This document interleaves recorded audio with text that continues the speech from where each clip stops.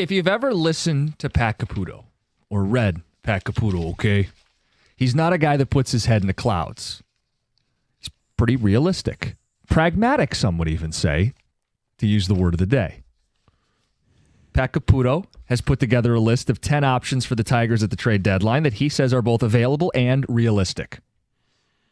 Like to go through them, see if anybody stands out to you. But, John, I would emphasize how important this trade deadline is given the Skubal conversation we've been having. Mm-hmm. It's entirely possible that he prices himself out of Detroit. Yes. So then while you have him, and while he's pitching this way, and while you are the best team in baseball, you want to do everything you can to win this World Series. These names, again, are realistic and attainable. The first is Eugenio Suarez, third baseman, Arizona Diamondbacks. Former Tiger, big-time power. He has 19 home runs. It would lead this Tigers team. Strikes out a lot. Doesn't really hit lefties. Not a great defender. But he would be attainable. And he would bring big power, a big swing in the postseason, an upgrade at third base. John, he makes a lot of sense. He does, and I would like to add him to this lineup because he feels like where this team is, he would instantly have the most home runs on this lineup.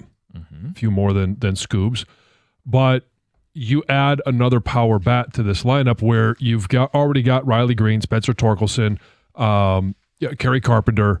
You add another bat like this, and now all of a sudden, it's what Scott Harris said yesterday. We want to make our lineup tough to beat, mm-hmm. and this would be a part of that equation. Incredibly small sample size. The lefties he would have to face if you faced New York. Max you mean trading for matchups? Yeah. If you were considering who they may face in an ALCS, it would be likely the New York Yankees. Suarez is crushing righties, and the lefties he would face, one of which is Max Fried. He's got great numbers, mm-hmm. 360, couple homers. And Carlos Rodon, he's hitting 333 against him. Very small sample size in his career. But yes, this would be a bat that would upgrade you on the left side of your infield. This is the type of move we've been talking about. Now, you could argue they should go bolder, but we're just starting with realistic names mm-hmm. now. The second name on this list is Aroldis Chapman, power reliever. I think last night's Tigers game showed you still need some length in that bullpen. It can't just be Vest and Canely. So the argument for Chapman is, you guys have seen him throw, 100-mile-an-hour arm. Mm-hmm. Power arm, still doing it at a high level right now, and would be a rental. Come in, sit you down. Yep. The guy they saw last night on the mound, Zach Eflin from the Orioles, is a name that Caputo mentions, and maybe it's even more important to bring up with Jackson Job's injury. He's also got postseason experience. He does have postseason experience. With the Phillies. Yep, and he pitched out of the bullpen, which is going to happen when you get to the playoffs, is you're going to shorten your staff. The next name, Isaiah Kiner-Falefa, shortstop, Pittsburgh Pirates. Excellent defensive shortstop, flirting with a 300 batting average, 1-year contract, affordable contract, can play a couple positions. You are getting no power, but everything else checks out there. Right, yeah, you're getting a guy that can get on base, but he's not going to clear the bases. Yep. Some other relievers, Kyle Finnegan, who Caputo says is a roller coaster ride of a closer. Ryan McMahon, third baseman for the Rockies. Great note. Way better at home than on the road. The benefit of Coors. I'd be a little careful there. David Bednar, relief pitcher for the Pirates. Throws heat. ARB eligible, so it'd be a 2-year situation you'd have him for. Zach Gallen, premier pitcher, having a poor season. Again, with the Diamondbacks, a team that's going to be clear sellers.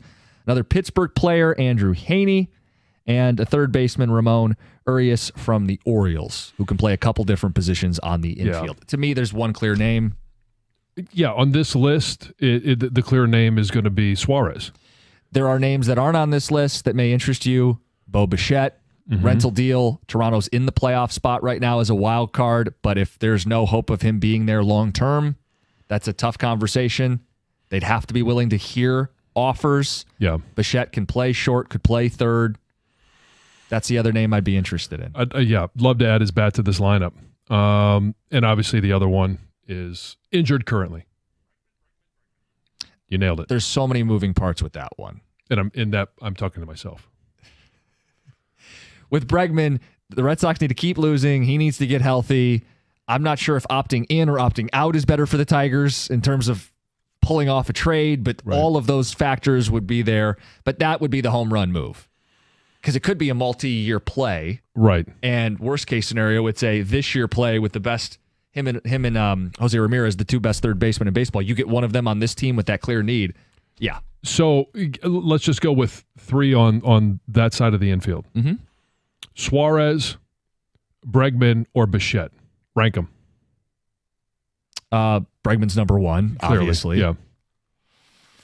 Bichette or Suarez, that becomes the bigger deal because they're both Reynolds. Yeah, and I don't have a big opinion. I honestly would be happy with either of them. More power or more opportunity on base? Bat to ball. See, I think they prefer bat to ball. They like to keep the game. Hey, keep putting pressure on them, force the defense to field, get their runners a chance to take an extra bag. I think Bichette fits gap to gap at Comerica Park more than Suarez. Plus, shortstop's an issue for this team. Trey Sweeney is not a major league ball player right now. Certainly not a guy who should be playing major shortstop for a World Series team. And the Baez story's great. I kind of like him as a super utility as opposed to an everyday shortstop. A guy that you could use in a number of different spots like center field. We saw that. We saw third. We saw short. We've seen second. So I think I would go Bichette, factoring in a little bit of the makeup of this team and who's making the decision. It allows you to be more matchup specific with Javi than anything else. Yeah, which I think they would value. Yeah. So Suarez third, but he's the only, quote, attainable name that we've listed. So, what'd you think of Cole Keith at third yesterday? I mean, his first opportunity. That's going to be another part of this is can he solidify third base? What I don't want to do is think they've got Matt Vierling, therefore we're going to be okay. And I know Harris brought it up yesterday, and I think I understand why he brought it up because it's part of the equation, but you don't want to be waiting on him and hoping for him and then let something else slip through your fingers. Well, he doesn't have to be pinned down to a need because he can point to injuries. But I would say if guys are injured, third base is a need. Yeah, exactly. And Vierling, it's the shoulder, the same shoulder that was hurting him, ailing him when the year began. What I don't want to do is say, we'll wait. And then, we waited too long. Hey, Vierling's not coming back. We could have got this bat sooner, or he gets traded somewhere else and you missed out. Which is why I don't think that they wait until the 31st at 4:00. This is something that's going to be done. I don't think it's done maybe even within the next 2 weeks, but as we get into the early weeks of July, that's when this team needs to start making these additions. 248-539-9797. Urgency with the trade deadline, the Scooble conversation, plus some names that have been floated out there. Yeah, maybe there's a name that somebody else has. If we've missed somebody. If we've missed somebody that you think would be a great addition, feel free. Hey, throw it in.